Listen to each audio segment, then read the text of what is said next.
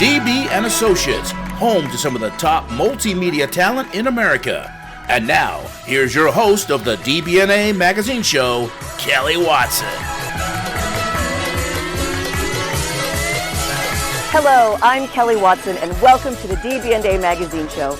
Today we are in historic Lambertville, New Jersey, and what better way to set the stage for today's show than checking out this video by Lambertville's own J.B. Klein. It was a summer night, no Lambertville. It was a summer night, it was so warm and still. Lovers walked together, holding hands, and old people talked about the weather. So your grandfather or father was a mayor? Yes, my grandfather was the mayor of Lambertville. No Lambertville. I hear music coming from a radio up on a windowsill. Two ladies were sick and split a cold beer. Each one telling the other one the things she needs to hear. Each old building. Drive around and just look at the old architecture. Because Lambertville's a town that, like a lot of towns in New Jersey, has a lot of old buildings in it. A lot of old, beautiful buildings. Some went away, oh, some are here to stay. The towpath is a great thing to do, walk down the towpath. Are a lot alike that way. And from the bridge, the sunset is so vast. And I see a flag over in the distance, waving half-mast. And there are antique stores. The antique world, it's not dying out. People still like antiques, but it's changing a lot. And antique stores are changing. They have to sell a lot of their stuff online. And they can't afford to pay the rent a lot of times if they don't have a significant online business. Most everything is warm and still on that summer night in old Lambertville. The true value of Lambertville isn't our past and maintaining the good architecture, the good vibe. One thing you'll find in Lambertville is a good vibe. Lambertville hasn't been on a downturn maybe in 60 years, 75 years. And maybe it wasn't even then, I don't even know. But all I know is it's been on an upswing as long as I can remember, and it still is. On that summer night in old Lambertville. J.B. Klein, capturing the true essence of his hometown. Now, for those of you who don't know, Lambertville, New Jersey is situated across the Delaware River from another historic town, New Hope, Pennsylvania, which is located in Bucks County.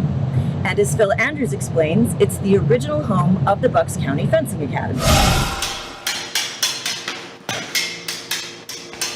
Let's face it, fencing is not a sport that gets a lot of love or attention. But for the last 40 years, Mark Holbrough's careful cultivation of the Bucks County Fencing Academy has helped plant the seeds and nurture hundreds of those who have decided to lunge into the sport. It is a challenge every year, every month, to make things work and keep things going. But today we have 2 locations and we have about 150 students currently active. And so we're doing well. Holbrough, a 3-blade fencing master, operates the academy alongside his wife Lisa Martini. And apparently, the family affair thing also flows through some of those who frequent the facility. My daughter came to me one day, she said, "I'd like to start fencing." And I was like, okay. She had seen it on Fetch with Ruff Ruffman on PBS. And she's like, "That looks cool." And then I watched her doing it for a while, and I said, "I'm on the wrong side of the partition. I'm sitting here with all the parents." And I decided to get out there myself. My dad wanted me to get involved because he's from the Soviet Union, and fencing was like a very elite sport in the Soviet Union, but he was poor and he couldn't partake in it. So when he came to America, he really wanted his kids to partake in it, and he also wanted me to be able to defend myself. Claire Pave is a sophomore at Council Rock North High School and loves the sport for its competitive aspects and the way it challenges her mentally. Honestly, I like being under pressure because it forces me to have to use my mind in like a productive way, and be able to compete and act under pressure is probably one of the most useful skills anyone can have in life, to be able to make quick decisions and make the right move, and also move around blocked moves or parries. It's very important to be able to recognize when you have to change lines of attack. As you can see, the fencers are fully protected from head to toe, including the mesh-covered mask and chest protector. But of course, the real tools of this trade are the weapons.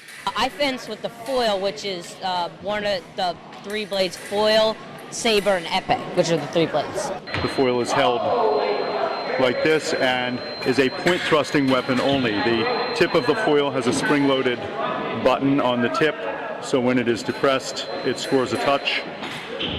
So it is a point thrusting weapon only, not a cutting weapon.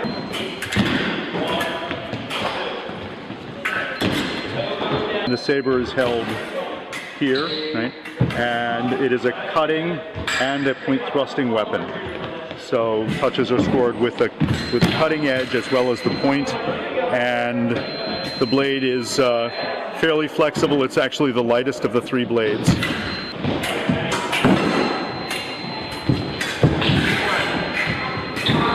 The blade of the epee is a triangular cross section, so it is stiffer than the foil and the saber. And the epee is a point thrusting blade like the foil, so there's a spring-loaded button on the tip, so when the point hits, it registers. By the way, later this month, the U.S. men's and women's fencing team will head to Tokyo to take part in the Olympics.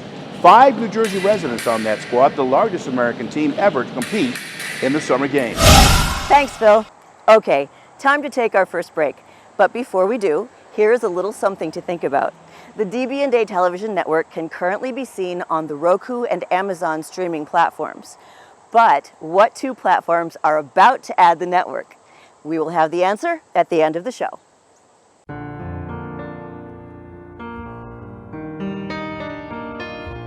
The more I search for my significance, seems the more I disappear. And I wonder, have I made a difference in anybody's life since I've been here? I can hear your laughter, it's the sweetest sound I've ever known. I don't know how love happens, but I know I'm not alone. And I do have faith in you. And after all this time, sometimes I see the truth, and I'm touched by your innocence, and now I'm not confused. But you give me your love, but one thing I can't lose, you believe in me.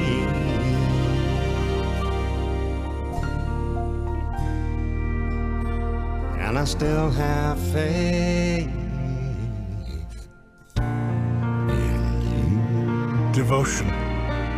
Pass it on.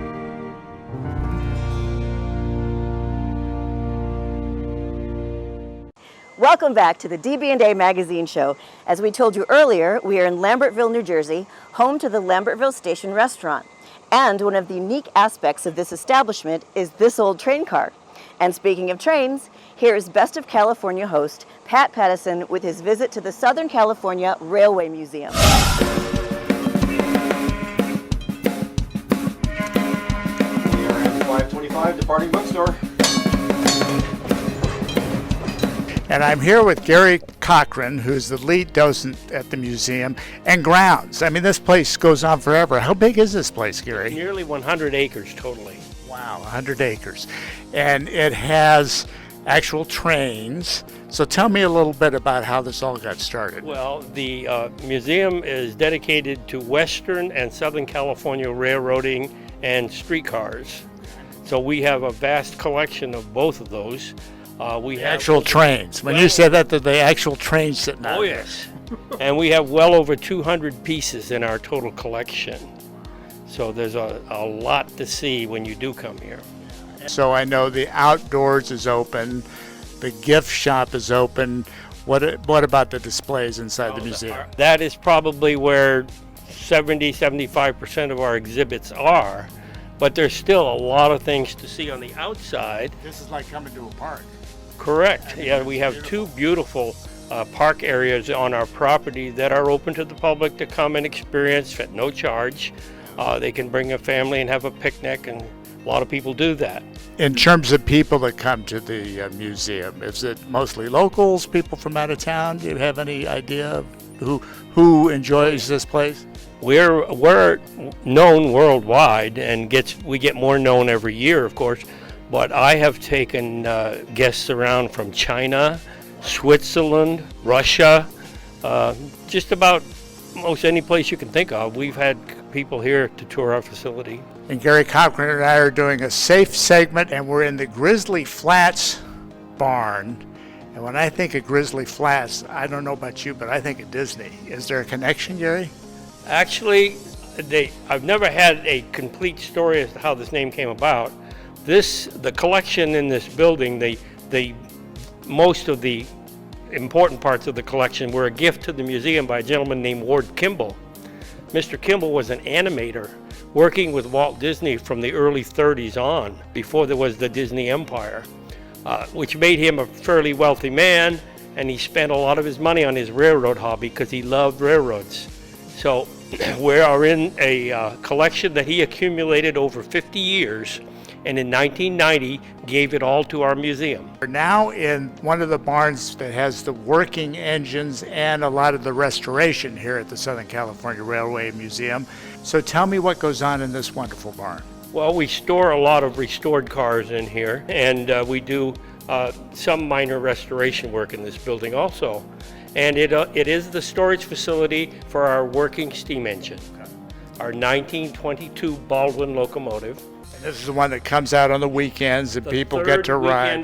The third weekend of every month, except for the hot season. Our ride tickets are all-day tickets, and it's $12 for an adult and $8 for children ages 5 through 11. And I assume, like any place, any property that has big hobbyists, you've got to have a few railway nerds that show up almost every weekend, right? We have a lot of railway nerds. We used to have that at Disneyland. I go, there's Fred. He's been here every weekend. And besides, you're one. Right. That's great. And are they grateful that you've preserved this history? Oh, yes, certainly.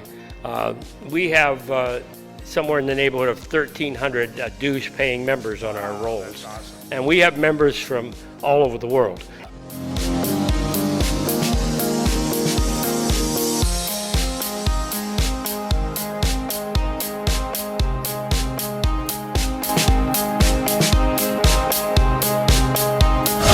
Thanks, Pat. Hey, as we take a stroll along the towpath here in Lambertville, we want you to know about a new segment coming to the DB&A Magazine show called the Stuckey's Road Trip, and it's hosted by Stuckey's CEO, Stephanie Stuckey. Hey, I'm Stephanie Stuckey, and you're road tripping with Stuckey's.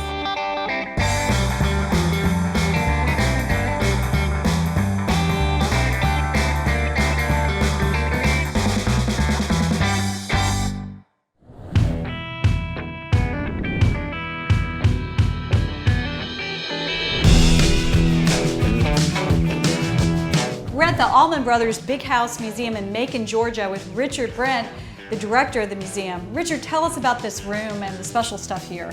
Yeah, this was the rehearsal room where the band lived here, so they worked up a lot of great songs here. And on this wall here, you have examples of, band members that were in the band from the very beginning to the very end when they retired in 2014.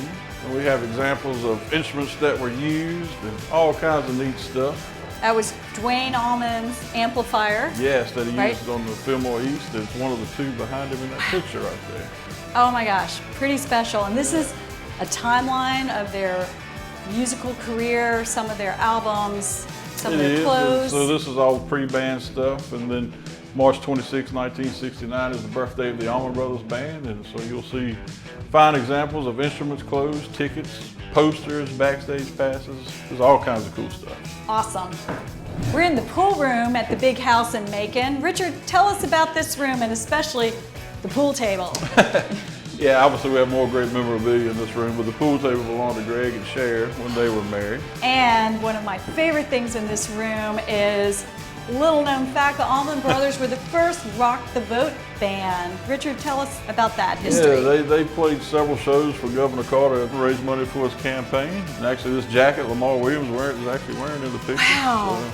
So Jimmy Carter had good taste in music. He had great taste in music. Absolutely.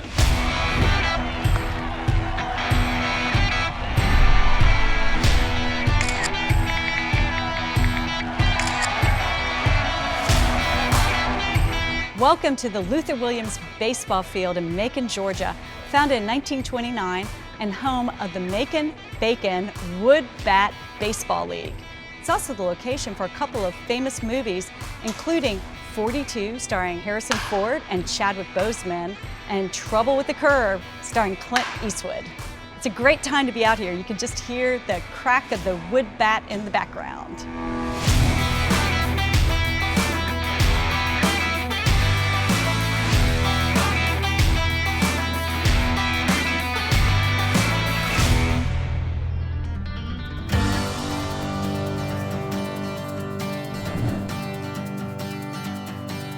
Hey, we're here at Lane Southern Orchards with Wendy Barton. And Wendy, can you tell us a little bit about this special place? Yes, thank you. Welcome to the farm. We were established in 1908.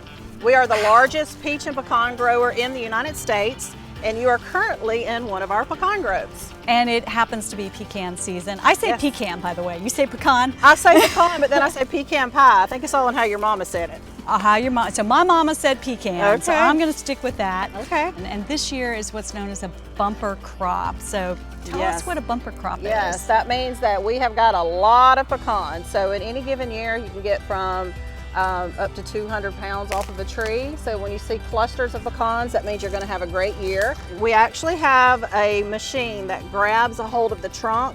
It shakes the trunk of the tree and the pecans just fall off. It's amazing to see. Yeah, it's pecan rain. Like, life does not get any better than that.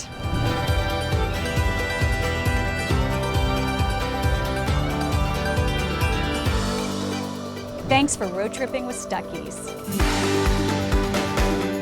I don't want to just bring Stuckey's back. I want to revive the Great American Road Trip. I think we've lost some of that. It's become more about getting to a place, and we need to slow down some and rediscover what's amazing about this country, especially some of the small towns that you see along the way. I want Stuckey's to be synonymous with road tripping, which we have been in the past. I want to bring that back and introduce it to a whole new generation of road trippers. Well, I'm certainly looking forward to more episodes of the Stuckey's Road Trip. With that said, we'll be back with more of the DB&A Magazine show after this. Everybody wants cheap airfare, but where do you find it? You call Low Cost Airlines. They specialize in cheap flights, discount hotel rooms, cheap car rental rates, and with a best price guarantee. If you want the lowest prices on your airline tickets or other travel services, call now. That's right, call. That's the only way to get these rates. Experts are standing by 24/7 to get you the cheapest airfare and hotel rates available. So don't wait. Call now.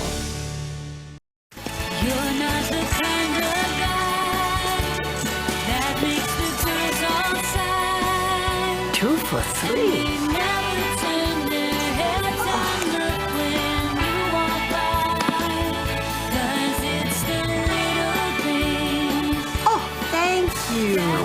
helping. What a nice young man. Pass it on. My goodness.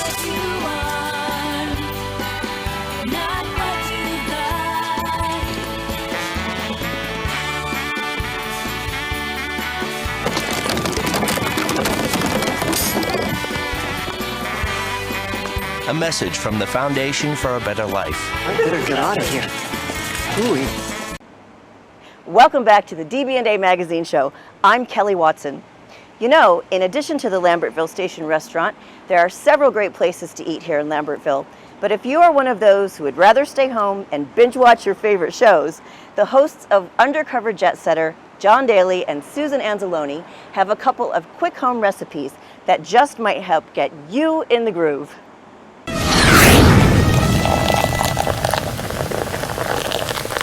Hi everybody, cheers. This time we thought we would take you on a culinary journey to your kitchen and recap our easiest and most popular dishes. How about this chile verde? We got great feedback on this one. And it is especially handy if you've got a leftover pork roast. This is the easiest chili verde you will ever make. You can whip it up in a short amount of time for pennies. Now, if you have leftover pork loin roast, this is the easiest and cheapest way to go. And it's great for that leftover stage of a pork roast that can sometimes be kind of dry a day or two afterwards. This dish will keep it moist, juicy, and delicious. Now, pork loin is cheap, so if you don't have leftovers, simply roast a pork loin in the oven or the slow cooker. Then slice up the pork into cubes or shred it. Doesn't have to be perfect. In fact, it is better if the pieces are different sizes and shapes. You'll also want an onion and a few garlic cloves, both roughly chopped. Plus a 40-ounce jar of green chili sauce. We use the Hatch Valley Flame Roasted sauce from Costco. It has a medium heat. But anything you have on hand will work. Saute the onions and garlic in olive oil for about 7 minutes. Now, here's the hard part.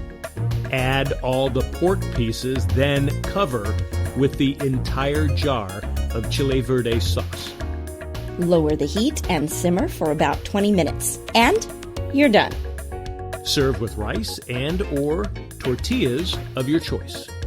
This chili verde has a nice kick of spice and heat. It's perfect in chilly or warm months. And remember, you can tone down the heat by using a more mild salsa. This episode is all about our fastest and easiest recipes so you can safely jet set at home, and don't forget to check out our other wine and cocktail videos to go with these dishes. Now, many of you want to enjoy great food with some great TV binge watching. This is the Binge Watch Pizza. It is tasty and fun, as well as so quick and easy. We begin with a frozen 4-cheese pizza crust. This one is from Costco, but any will work. It is gluten-free, but you would never know by the taste. It is as superb as it is inexpensive. Next, we add a Classico traditional pizza sauce. The jar is about 16 ounces. For one pizza, you will use about half, 8 ounces. Smother the crust, but make sure to leave a rim of cheese exposed. Otherwise, it gets really messy in the oven. Next, take some fresh sliced mushrooms and place them on top of the pizza sauce. You don't need to saute the mushrooms. Remember, you've got to watch a show, and it might be 2 or 3 seasons. Next, chop up some red onions. Again, you won't have to saute them. Just spread them raw on the pizza. We decided to go a little Polish, so we chopped up this kielbasa. Not too thick and not too thin. You can use any kind of sausage that you have on hand. Spread the pieces on top along with the mushrooms and onions. Then you are ready to go with less than 10 minutes of prep. Preheat the oven to 450 degrees. Cook time is 16 to 18 minutes. We decided to pull it at 16 minutes, and it was perfect. The kielbasa was hot and moist, while the onions and the mushrooms were al dente with a little crispness. Cut the pizza and serve. Depending upon you and your dinner pal's tastes, you can add some seasoning if you like before you take a bite. Now, we chose the Italian seasoning, which added to the melting pot of cuisines perfectly. Now, you thought that was quick. How about this binge watching quesadilla done in minutes. So you're binge watching your favorite show and you need to whip up something to eat. Something quick and easy so you can concentrate on those 12 episodes. Try the Jet Setter Binge Watch Quesadilla. It is simple and cheap. But anyone with you will think you have psychokinetic powers. Here's what you need. Grab your favorite tortilla rolls. We got spinach tortillas to stay on the healthy side. Lightly spray or oil the pan, then place the tortilla in before grabbing your favorite salsa. We got this peach pineapple chipotle salsa from Walmart. Spread about 2 tablespoons on the tortilla. Then open a can of chicken. Now, we went to Costco for this, but you could also make fresh chicken and shred it up. Hey, we're trying to watch TV here. Spread the chicken on the tortilla and then add shredded cheddar or American cheese. Place another tortilla on top and then cook on high heat for about 45 seconds. That's right, 45 seconds. Flip it when it gets slightly brown. Cook for another 45 seconds, but watch it so it doesn't burn. Then you are done. Cut it into 4 triangles. It can get a little messy, but who cares? We need to get back to those 12 final episodes before the next season airs. Now, before you click watch, serve the gooey quesadilla with some more salsa. And don't forget the guacamole. Feel free to get some pre-made guac at the store, or if you've had time earlier in the day, whip up the Jet Setter guacamole. Here's the site with our recipe that is also very easy. And now we have a new twist on the burger. We mix a little French blue cheese with a little Asian teriyaki for the teriyaki blue burger. You have to try this, the teriyaki blue burger. It is essential for summer grilling, but also year-round. It's a combo of sweet, savory, and sour, and it's also very easy to make. You will need 2 pounds of ground beef. Use a half cup of teriyaki sauce. For convenience, we suggest the Yoshida Original Gourmet Sweet and Savory. Use 2 cups of grated or crumbled blue cheese. Mix together and then let it sit in the fridge for a couple of hours to marinate. Now after, allow the meat to sit at room temperature before you make the hamburger patties. Cook on medium flame. Usually it's about 5 to 7 minutes per side for medium to medium rare. When it's nearly done, take some chunks of blue cheese and put them on the top. Close the lid and let them melt. After you remove the burgers from the grill, let them sit for 5 minutes. Now take your buns with butter and briefly toast on the grill. Then get some leafy lettuce and tomato to round out the burger toppings. Now we also added sautéed mushrooms and caramelized onions. Have them on the side, or make your teriyaki blue burger a tall one. Now if you're gluten-free, skip the bun and go protein style. Wrap the lettuce around the burger and your toppings. Now I love the idea of the sweet teriyaki and the tangy blue cheese. Yum. Now, we hope you enjoy those recipes. Tell us what you think. You can find them all on undercoverjetsetter.com/recipes. If you have a good one to share, let us know. And we believe that sharing food and maybe a little wine or a cocktail can help make things better. So we hope that you found something here that you can look forward to. Stay safe and stay healthy. Cheers. Remember, Undercover Jet Setter can be seen on the DB&A television network, which brings us to the answer to this week's Something to Think About question. The question was, the DB&A television network can currently be seen on the Roku and Amazon streaming platforms, but what 2 platforms are about to add the network? The answer? Apple TV and Pluto. To find out more about today's great storytellers and other talented DB&A clients, check out our website at dbandassociates.com. Thanks again for joining us on the DB&A Magazine Show. I'm Kelly Watson. See you next time.